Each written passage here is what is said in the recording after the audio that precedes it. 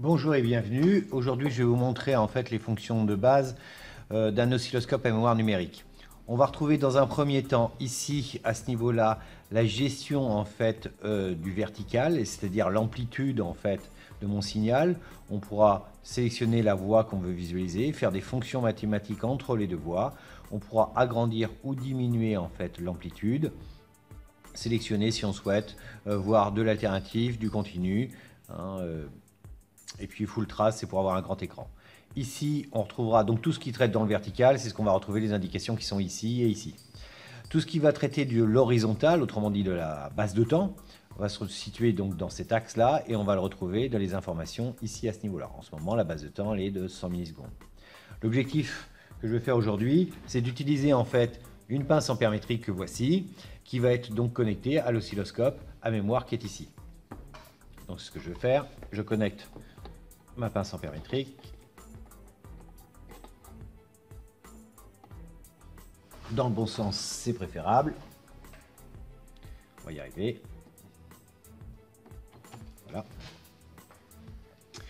Et maintenant, il me dit qu'il a reconnu effectivement une pince ampère-métrique. Donc je peux fermer mon écran. C'est un écran tactile, je rappelle. Donc, on va fermer l'écran. Et maintenant, je vais venir prendre le courant. Je veux visualiser en fait le courant de mon moteur. Donc je mets ma pince sur mon moteur et puis maintenant je vais pouvoir lancer en fait mon moteur. Alors la première des choses à faire, c'est d'appuyer sur la touche miracle. La touche miracle, qu'est-ce que c'est? C'est la touche Auto 7 qui est ici. Donc je vais appuyer sur la touche Auto 7 et là je devrais voir apparaître le courant moteur absorbé actuellement. Donc on le voit, on le reconnaît.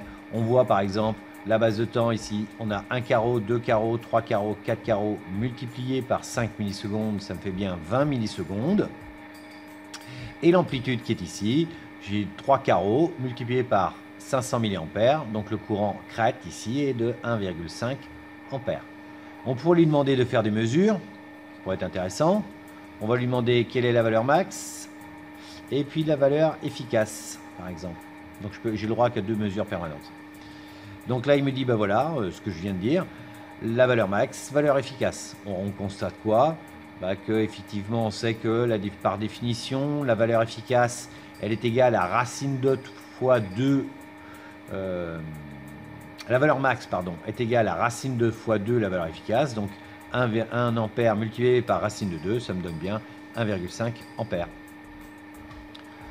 Maintenant, on vient de faire une mesure. Là, en ce moment, actuellement, il enregistre en permanence, il visualise en permanence le signal. Si jamais je coupe le signal, on voit que le signal disparaît. Bien. Deuxième manipulation que je souhaite vous montrer, c'est comment on pourrait faire pour visualiser en fait un signal, le courant de démarrage. Donc pour voir le courant de démarrage, on va lui demander la chose suivante. Donc là, j'appuie sur Single.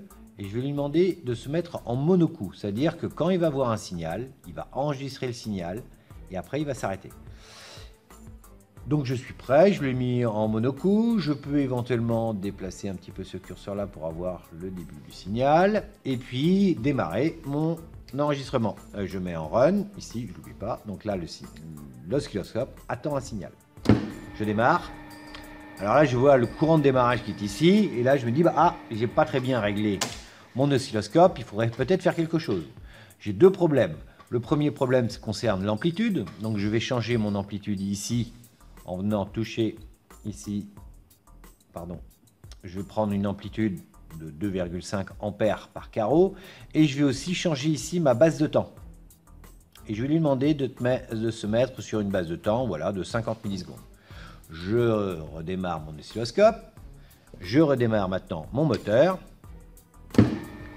Et là, on voit parfaitement, effectivement, le courant de démarrage.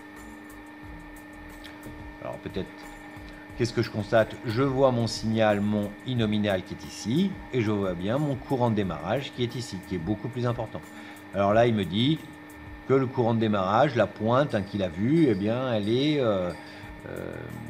4 fois, en gros, 3 fois supérieure au courant nominal. Si je recommençais une deuxième manip, on va voir. On va lui demander peut-être une sélection. Je redémarre en run. Voilà. Stop. Donc là, on voit par exemple ce qui m'est un peu plus logique. Il faudrait peut-être que je change ma base de temps. Là, je vois que la valeur crête, elle est égale à 7,5 ampères. La valeur efficace, 1,3 ampères. Ben, ça veut dire que j'ai à peu près 6 fois mon courant nominal. Voilà pour l'explication d'utilisation d'un oscilloscope en monocoup et qui permet de capturer en fait des éléments instantanés. Merci et bon courage.